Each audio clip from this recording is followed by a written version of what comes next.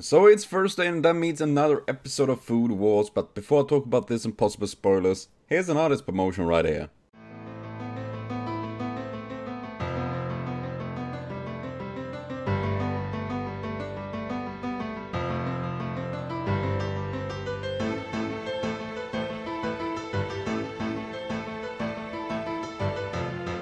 So please be sure to check out Genre for more amazing art. She is such a talented, hardworking, amazing artist, and she really deserves all the support and views she can get. And of course, you'll find links to her sites below, as well the links to this reaction video.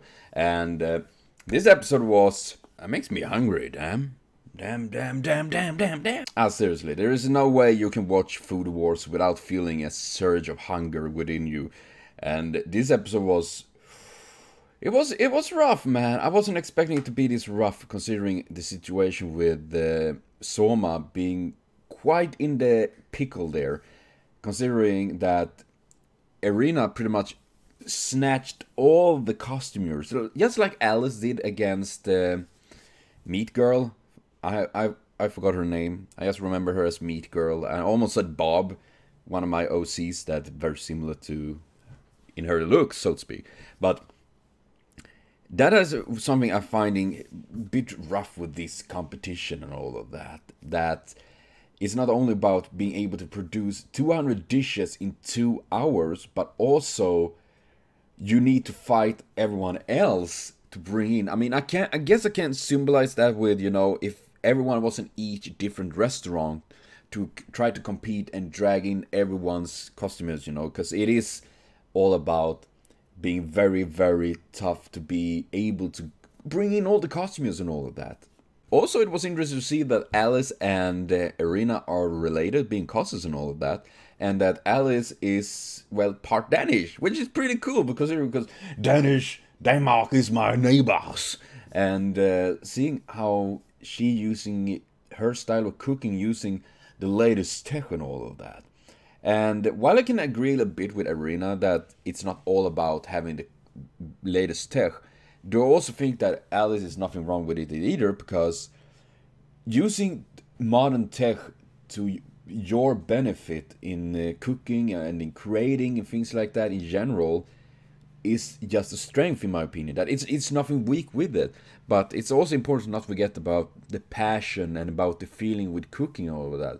Now I'm not a chef, so I might just be blabbering romantic shit talking here because I found it as I feel it. It's cooking is, in my opinion, like that many times. It's much about the feeling towards it. And well, when thinking on it, that goes for pretty much anything.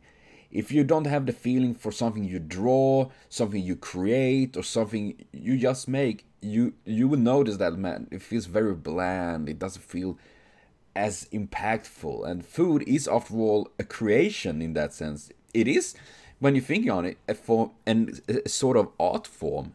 And now of course it's different in that sense compared to like a drawing or something like that, or an anime as the one we're watching here right now.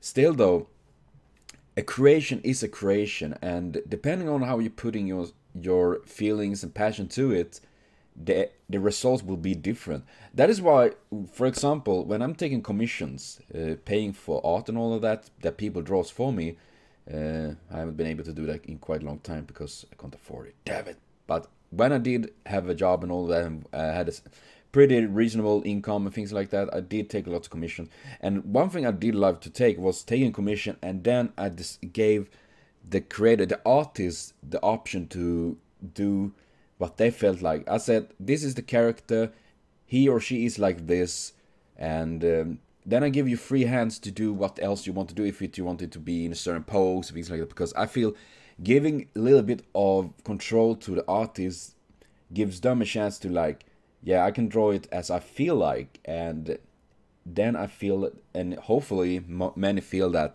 they're getting a bit more passionate about it, because they get more options to do a little thing they're doing, even if they are, of course, doing a job in that sense.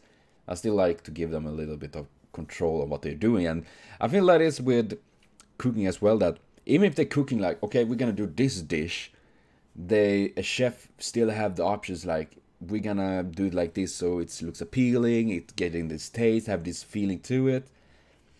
It's pretty interesting in that way. And I'm terrible sorry for jabbering like a crazy person, but when it comes to things like this, I can blabbering for some reason.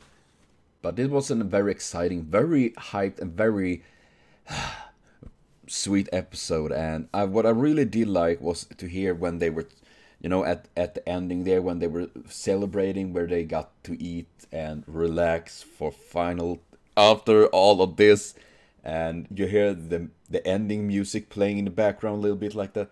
That is something I really like, because first of all, that music, for me, when I'm hearing the ending music, it associates with happy things, with sweet food and characters and all of them being happy and all of that. And I think that do quite a lot when you're hearing that song. It have been pretty much, pushed into the brain that this is such a sweet thing. And in general, I am curious to see. And they did talk about they have the biggest challenge yet, the autumn something. So I'm curious about that.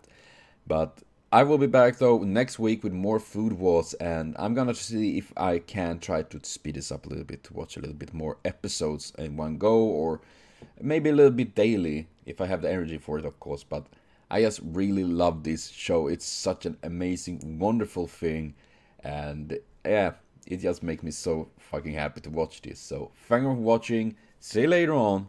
Have a continued super great day.